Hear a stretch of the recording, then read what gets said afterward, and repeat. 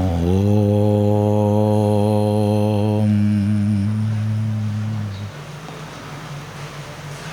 ഗുരുർബ്രഹ്മാ ഗുരുർവിഷ്ണു ഗുരുർദേവോ മഹേശ്വരഃ ഗുരു സാക്ഷാത് പരം ബ്രഹ്മ തസ്മൈ ശ്രീ ഗുരവേ നമഃ. ഓം സദാശിവസമാരംഭാം ശങ്കരാചാര്യമധ്യമാം അസ്മദാചാര്യപര്യന്താം വന്ദേ ഗുരുപരമ്പരാം. ഓം.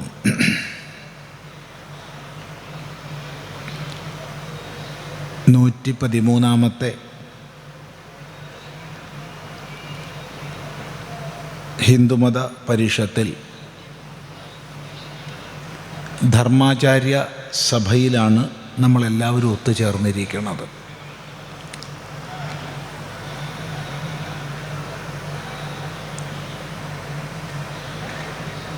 ഇവിടെ ഈ സഭയിൽ സുദീർഘമായി സംസാരിക്കാൻ ഉദ്ദേശിക്കുന്നില്ല. നമ്മൾ ആരംഭിക്കാൻ തന്നെ സമയം വൈകിയിട്ടുണ്ട്. ആചാര്യസഭയുടെ ഒരു സന്ദേശമെന്ന രീതിയിൽ ആദ്യം പറയാനുള്ളത്, ജീവിതത്തിൽ ഏത് മേഖലയിലായാലും വിജയിക്കണമെങ്കിൽ സമയനിഷ്ഠ പാലിക്കണം എന്നുള്ളതാണ്. സൂര്യൻ ഉദിക്കാൻ ഒരു നിമിഷം വൈകാറില്ല, അസ്തമിക്കാനും. ആണവിക കണങ്ങളുടെ സ്പന്ദനത്തിന് ഏതൊരു ദൈർഘ്യമുണ്ടോ അതിൽ അല്പം പോലും വ്യതിചലനം വരാറില്ല. ഗ്രഹങ്ങളുടെയും നക്ഷത്രങ്ങളുടെയും ചലനങ്ങളായാലും ഈ പ്രപഞ്ചത്തിൽ നാം അറിയുന്ന ഏതൊരു പ്രതിഭാസത്തിൻ്റെ ആയാലും എല്ലാം സമയനിഷ്ഠയിലാണ്. ധർമ്മവ്യവസ്ഥ നിലനിൽക്കുന്നത് തന്നെ സമയത്താലാണ്. വേദം വ്യക്തമായി പറയുന്നുണ്ട്,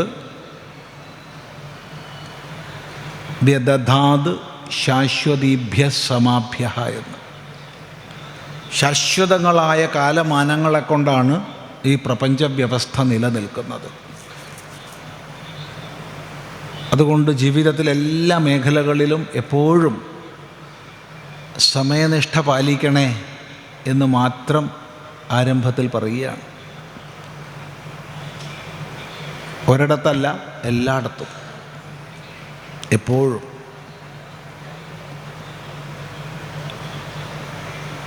ധർമാചാര്യ സഭ എന്ന് പറയുമ്പോൾ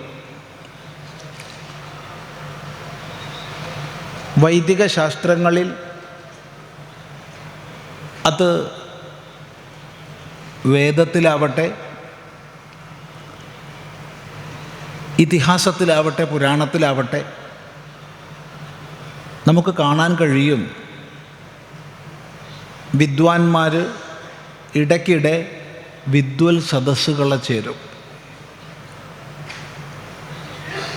ആ വിദ്വൽ സദസ്സുകളിൽ വിവിധ വിഷയങ്ങൾ ചർച്ചയ്ക്ക് വയ്ക്കും. ആ ചർച്ചയിൽ നിന്ന് ഉരുത്തിരിയുന്ന, സംവാദത്തിൽ നിന്ന് നിഷ്പന്നമാവുന്ന അറിവുകളെ സമൂഹത്തിൽ പ്രസരിപ്പിക്കും.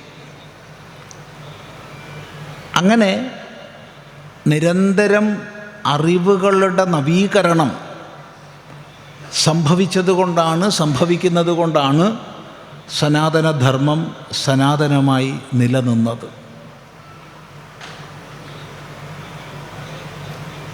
വാസ്തവത്തിൽ ധർമാചാര്യ സഭയുടെ കർത്തവ്യവും അതാണ്. അതായത് അടിസ്ഥാനപരമായി മാറാത്ത ശാശ്വത മൂല്യങ്ങളെയും ദേശകാലങ്ങൾക്കനുസരിച്ച് മാറുന്ന വ്യവസ്ഥകളെയും രണ്ടിനെയും അറിയിക്കുക. പോരാ, ദേശകാലങ്ങൾക്കനുസരിച്ച് മാറേണ്ടുന്നവയെ സമൂഹത്തിനെ ബോധിപ്പിക്കുക. ഈ ഒരു കർത്തവ്യമാണ് വാസ്തവത്തിൽ ധർമാചാര്യ സഭ ചെയ്യേണ്ടതെന്ന് തോന്നുന്നു. ഒന്നുകൂടി സ്പഷ്ടമായി പറഞ്ഞാൽ,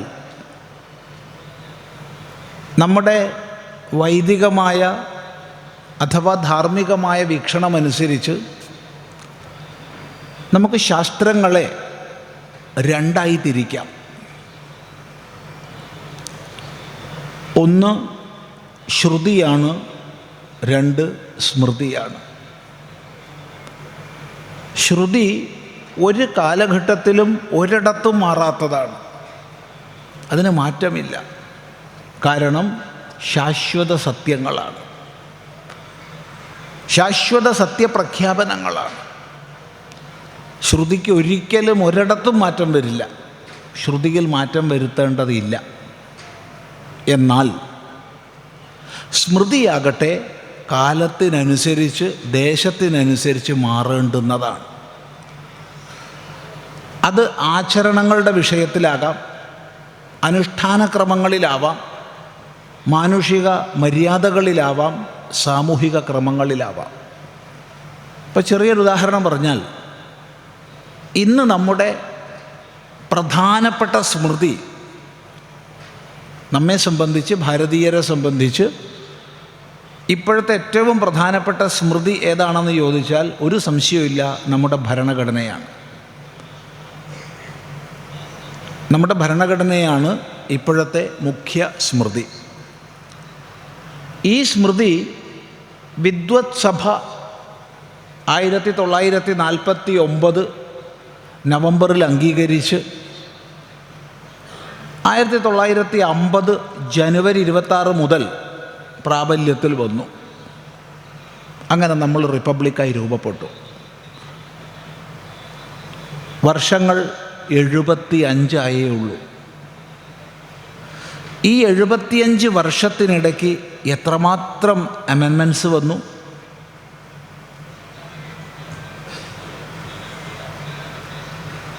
നമുക്കെല്ലാവർക്കും അറിയാം. 50 കൊല്ലം കൊണ്ട് തന്നെ 100-ലധികം അമെൻമെൻറ്റ്സ് വന്നു. 140-ലധികം അമെൻമെൻറ്റ്സ് വന്നു. കാരണം ഏതൊരു സ്മൃതിയും, ഏതൊരനുഷ്ഠാന പദ്ധതിയും, ഏതൊരാചാര വ്യവസ്ഥയും ദേശകാലങ്ങൾക്കനുസരിച്ച് മാറണം. അങ്ങനെ സ്വയം നവീകരിക്കാൻ സാധിക്കുന്ന ഒരു വ്യവസ്ഥ മാത്രമേ നിലനിൽക്കുകയുള്ളൂ. സ്വയം നവീകരിക്കാൻ കഴിയാത്ത ഒരു വ്യവസ്ഥയും ലോകത്തിൽ നിലനിന്നിട്ടില്ല, നിലനിൽക്കുകയുമില്ല. നമുക്ക് വളരെ അടുത്ത് പരിചയമുള്ള ഒരു മെഡിക്കൽ പ്രാക്ടീഷണർ, അതേ ഒരു സർജനാണ്, പ്രഗത്ഭനായ ശസ്ത്രക്രിയാ വിദഗ്ധൻ. അദ്ദേഹത്തിന് ഇപ്പോൾ 93 വയസ്സായി. 5 വർഷം മുമ്പ് വരെ, അതായത് അദ്ദേഹത്തിൻ്റെ 88-ാം വയസ്സ് വരെ സർജറി ചെയ്യുമായിരുന്നു. വളരെ സങ്കീർണങ്ങളായ ശസ്ത്രക്രിയകൾ ചെയ്യുമായിരുന്നു. നോക്കൂ, 88 വയസ്സുള്ള ഒരു സർജനെന്ന് പറയുമ്പോൾ അദ്ദേഹം പഠിക്കുന്ന കാലത്ത്, അദ്ദേഹം MS പഠിക്കുന്ന കാലത്ത് എന്തെന്ത് സാങ്കേതിക വിദ്യയും ഉപകരണങ്ങളും ഉണ്ടായിരുന്നോ അതിലൊന്നുപോലും ഇന്നുണ്ടാവും എന്ന് ഞാൻ വിചാരിക്കുന്നില്ല. ഇന്ന് അദ്ദേഹം ഉപയോഗിക്കുന്ന ഏതെങ്കിലും ഒരു ഉപകരണം, ശസ്ത്രക്രിയയ്ക്ക് ഉപയോഗിക്കുന്ന ഒരു ഉപകരണമോ സാങ്കേതിക വിദ്യയോ അന്ന് ഉണ്ടായിട്ടുമില്ല. പിന്നെ എന്തുകൊണ്ട്, എങ്ങനെ അദ്ദേഹത്തിന് തൻ്റെ പ്രാഗൽഭ്യത്തെ നിലനിർത്തിക്കൊണ്ട് ഈ മേഖലയിൽ വർത്തിക്കാൻ കഴിയുന്നു?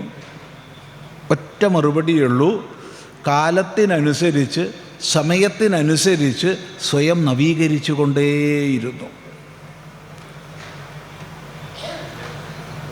അറിവുകളെ സ്വായത്തമാക്കിക്കൊണ്ടിരുന്നു. സ്വയം ക്രമീകരണത്തെ ചെയ്തു. ഇത് വ്യക്തിയെ സംബന്ധിച്ച് മാത്രമല്ല, ഏതൊരു സമാജമായാലും ഈ സ്വയം നവീകരണം സംഭവിക്കണം. ഒരു ഇംഗ്ലീഷ് പദം എടുത്താൽ അപ്ഡേറ്റ് ചെയ്യുക എന്നർത്ഥം. നിരന്തരമായി അപ്ഡേറ്റിംഗ് നടക്കണം, നിരന്തരമായിട്ട്.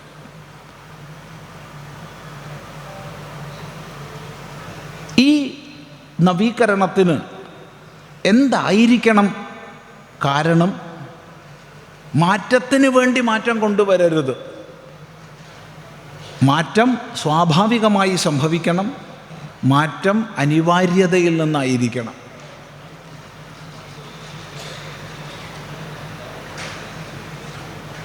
മാറ്റം അനിവാര്യതയിൽ നിന്നായിരിക്കണം. ആ മാറ്റങ്ങളൊക്കെ തന്നെ ചരിത്രത്തിൽ നിന്ന് പാഠം ഉൾക്കൊണ്ടുകൊണ്ടായിരിക്കണം. ഇത് വളരെ പ്രധാനപ്പെട്ട ആശയമാണ്. ചരിത്രത്തിൽ നിന്ന് പാഠം ഉൾക്കൊള്ളാത്ത ഒരു ജനതയും ഒരു സമൂഹവും നിലനിന്നിട്ടില്ല, നിലനിൽക്കുകയുമില്ല. ഇത് സനാതനധർമ്മമാണ്. സനാതനമെന്ന് പറഞ്ഞാൽ എല്ലാ കാലവും നിലനിൽക്കും എന്ന് മൈക്രോഫോണിൻ്റെ മുമ്പിലിരുന്ന് ചിദാനന്ദപുരസ്വാമി പ്രസംഗിച്ചതുകൊണ്ട് ഒരു പ്രയോജനവും ഇല്ല. മറിച്ച് ധർമ്മം സനാതനമായി നിൽക്കുന്നത് ചരിത്രത്തിൽ നിന്ന് പാഠങ്ങളെ ഉൾക്കൊണ്ട് നമ്മൾ പരിവർത്തനം വരുത്തേണ്ട മേഖലകളിൽ പരിവർത്തനം വരുത്തുമ്പോഴാണ്. ചരിത്രങ്ങളിൽ നിന്ന് പാഠങ്ങളെ ഉൾക്കൊണ്ട് സ്വയം നവീകരിക്കുമ്പോഴാണ്. ആ സ്വയം നവീകരണം എന്നുള്ളത് നേരത്തെ സൂചിപ്പിച്ച ഒരു കാലഘട്ടത്തിലും മാറാത്ത ശ്രുതിയുടെ അടിസ്ഥാനത്തിൽ സത്യം, ധർമ്മം, സ്വാധ്യായം, അഥവാ ഏവരും പരസ്പരം സ്നേഹിക്കൂ, തിരിച്ചറിവോടുകൂടി ജീവിക്കൂ, ഒന്നിച്ച് നല്ലതിലേക്ക് നടക്കൂ, ഒന്നിച്ച് നല്ലതിനെ പറയൂ. ഈ വക സനാതനങ്ങളായ ആശയങ്ങൾക്ക് ഒരു മാറ്റം ഒരു കാലത്തും വരാനില്ല. അവയെല്ലാം ശ്രുതിയാണ്, ശ്രൗതമാണ്. എന്നാൽ സ്മൃതി മാറ്റങ്ങൾക്ക് വിധേയമാവണം, ചരിത്രങ്ങളിൽ നിന്ന് പാഠം ഉൾക്കൊള്ളണം. വാസ്തവത്തിൽ ഈ ധർമാചാര്യ സഭ എന്നുള്ളതിൻ്റെ കർത്തവ്യം ഈ രണ്ടിനെയും വേർതിരിച്ച് ബോധിപ്പിക്കുക എന്നുള്ളതാണ്.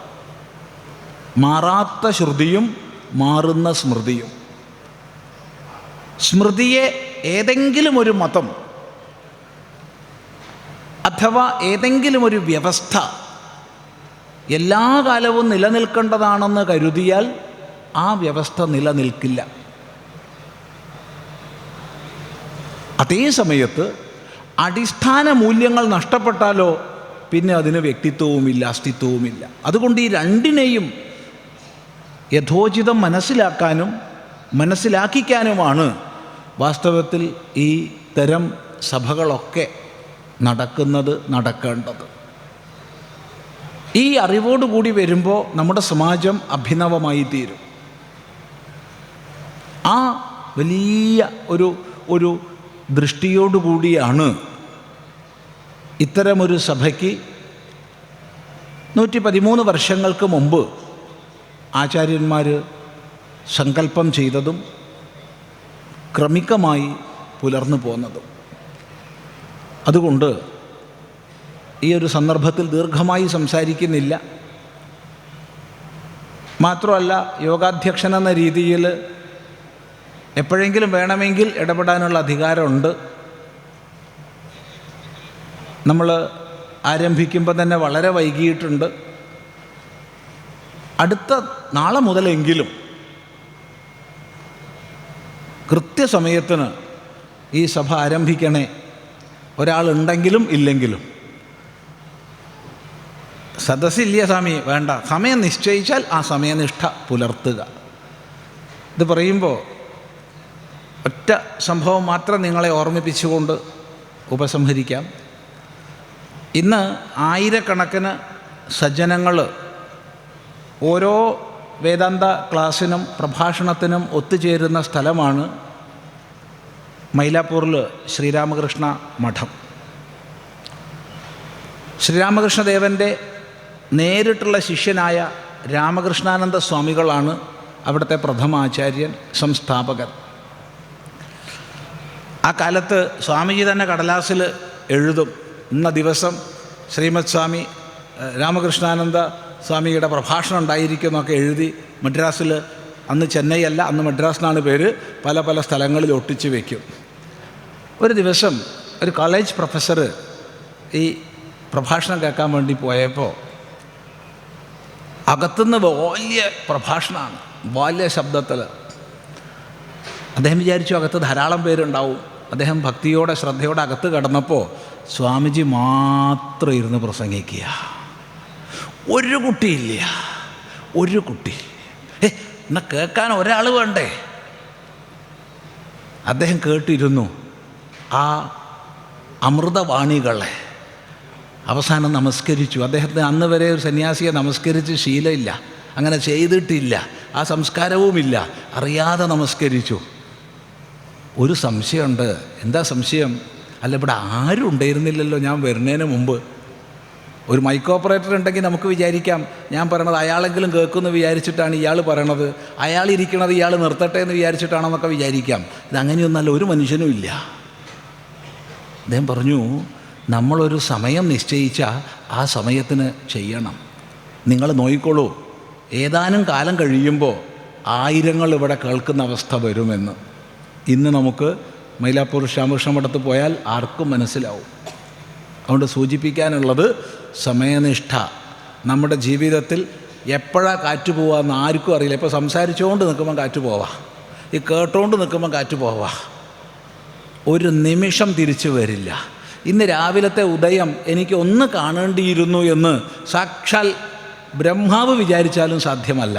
കാരണം ഇന്നത്തെ ഉദയം കഴിഞ്ഞു. ഇനി നാളത്തെ ഉദയമേ പ്രാരബ്ധം ഉണ്ടെങ്കിൽ കാണാൻ പറ്റൂ.